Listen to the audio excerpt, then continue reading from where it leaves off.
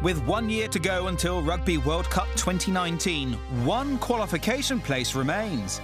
4 teams will battle to fill that place at the repechage tournament to be held in Marseille this November.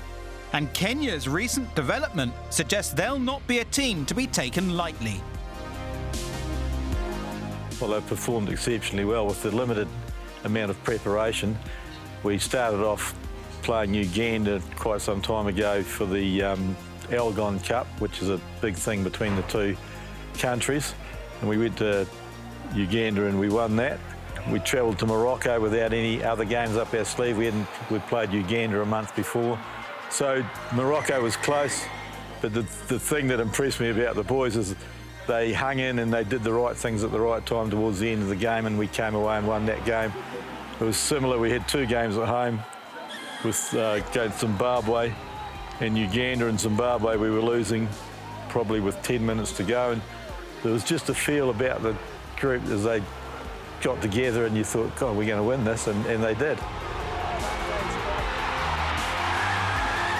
There's obviously a lot to do, but there's parts of the game that you've got to be really, really pleased with, and the maturity they've shown at the end of each of those games has been quite exceptional. They've made good decisions and they've done the right thing, and we've come through and won them. In the recent Rugby Afrique Gold Cup, the Simbas went into their final match against Namibia undefeated, with a spot in Pool B at Japan 2019 on the line. And despite coming up short on that particular day, their dream of competing on the biggest stage remains alive. We're playing for the position in the World Cup, and Kenya has never played the World Cup before. It's always been either South Africa, Namibia, sometimes Zimbabwe. In Kenya, sevens rugby is the one that's most performing, so we also want to get 15s to that stage.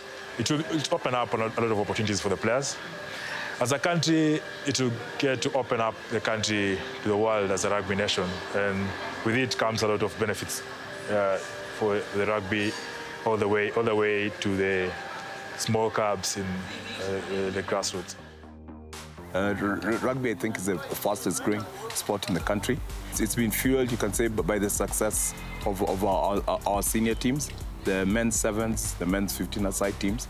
Now, in terms of pathways, that's where we've got a challenge. We don't have enough personnel out there to actually handle all the numbers who are playing the game.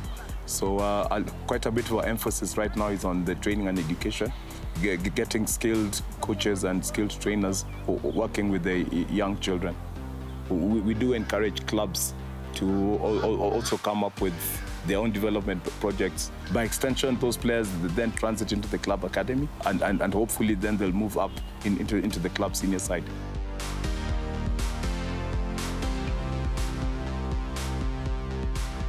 Yeah, we are targeting the slums, we are targeting Kibera, we are targeting Kawangware, and we're also targeting the homeless and the children's homes. I'm a product of this program myself, so I came through the program, and right now I'm playing for Kenya's Simbas, it's Kenya 15s, also playing in Kenya 7s. I have a couple who've been called up to be in the national team, and some are also there right now, and yeah, it's a great program for us.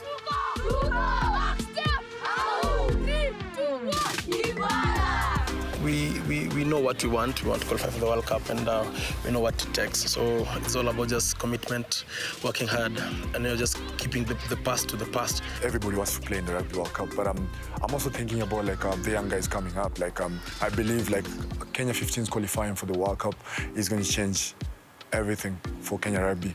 Well, for the boys, it would unearth a whole heap of things for them. I mean, possibilities and professional contracts once people see them and see how good they are. For me, it'll be just the joy of seeing these guys do well. I mean, I'm not particularly too carried away about going to a World Cup or anything, but yeah, it would be exciting, and it'd be a pretty good thing to happen.